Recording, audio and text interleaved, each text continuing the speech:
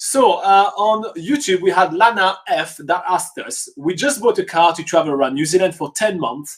What do we need to buy to be able to live in it? We don't want to forget anything.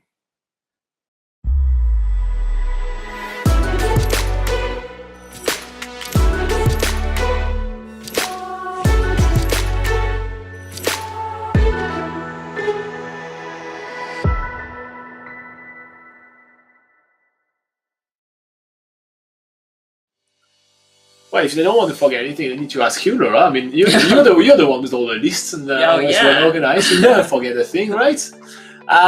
Cool. All right, so we'll go through a bit of a list of items, and we'll tell you a little bit why we think you should have those items in your camper van.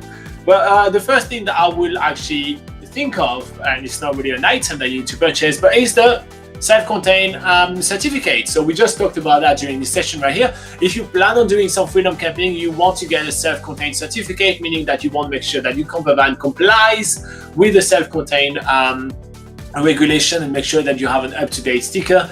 It's a blue sticker, and we have a whole article on BackpackerGuide.NZ to explain all about that. Yeah, we also have a video on this channel as well. So the video is what is a self-contained camper van, and we'll link to it in the description below as well. Yeah. Okay, next item. Okay, so to get your car kitted up for sleeping in it and spending a year in it, as LanaF is doing, you'll probably want somewhere to sleep in it, so a mattress or a blow-up mattress.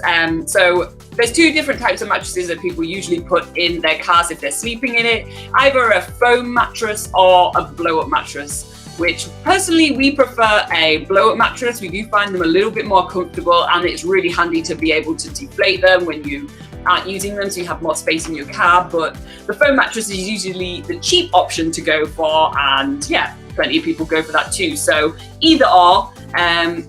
And also think on the subject of sleeping stuff, you'll also want to have blankets, and plenty of blankets at that. If you are sleeping in your car throughout the year, it's going to get there's going to be some pretty colder nights, so you're definitely going to want to keep as warm as possible.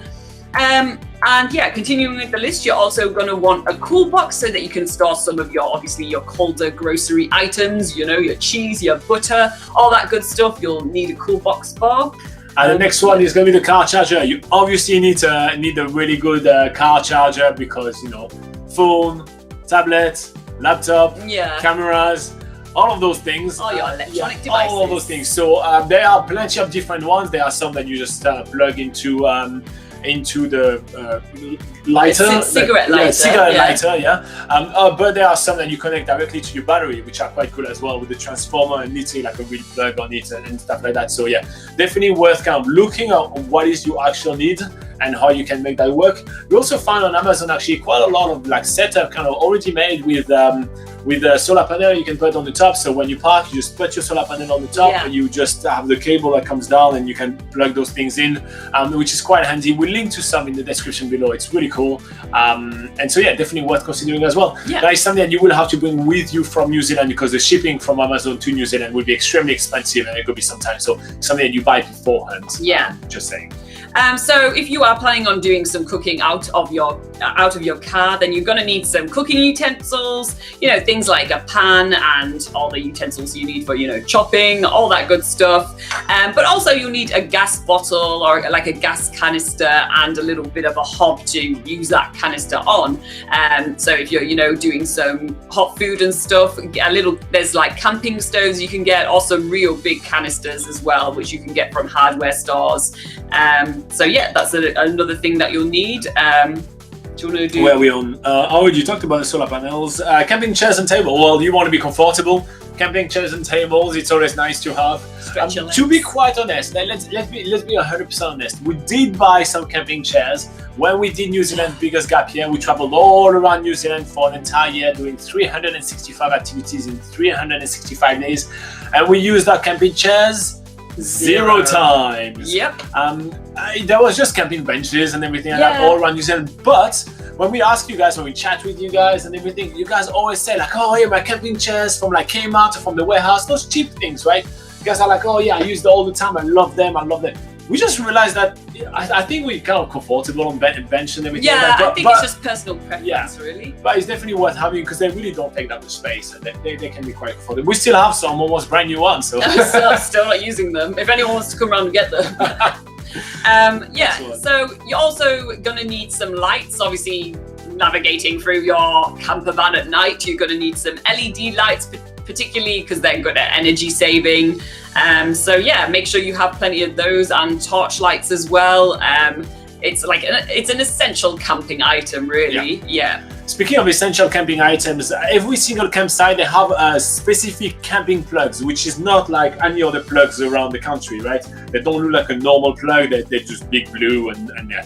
So you can buy actually an adapter for that, which means that you can plug a cable onto any camping site. So let's say you park and you're going to sleep in your van and everything, you plug there, then you draw it towards your car, and then you can plug your laptop and all of that. So pairing that with a multi-plug, for example, is absolutely brilliant. So getting one of those is really important. You can find that on most of the outdoor stores around New Zealand. It's not that expensive and it's definitely a lifesaver. We use that a lot.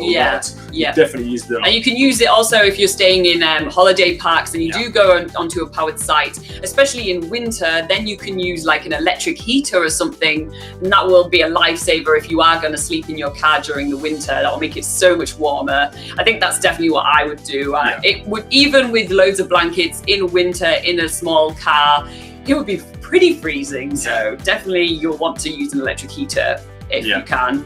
Finally, on the list, I would say buy yourself a little rubbish bin for your camper van. Wherever you go, you need to take your rubbish with you. Obviously, some places that you go to, they'll have public bins, so definitely use those. But some areas, there's not always going to be rubbish bins around, and obviously putting rubbish on the floor is an absolute no-no, like anywhere in the world, and especially in New Zealand, and it's definitely frowned upon. So make sure that you have a rubbish bin in your camper van so that you can always take your rubbish away with you. Is there anything else you would like to add to the list? No, I think the thing is we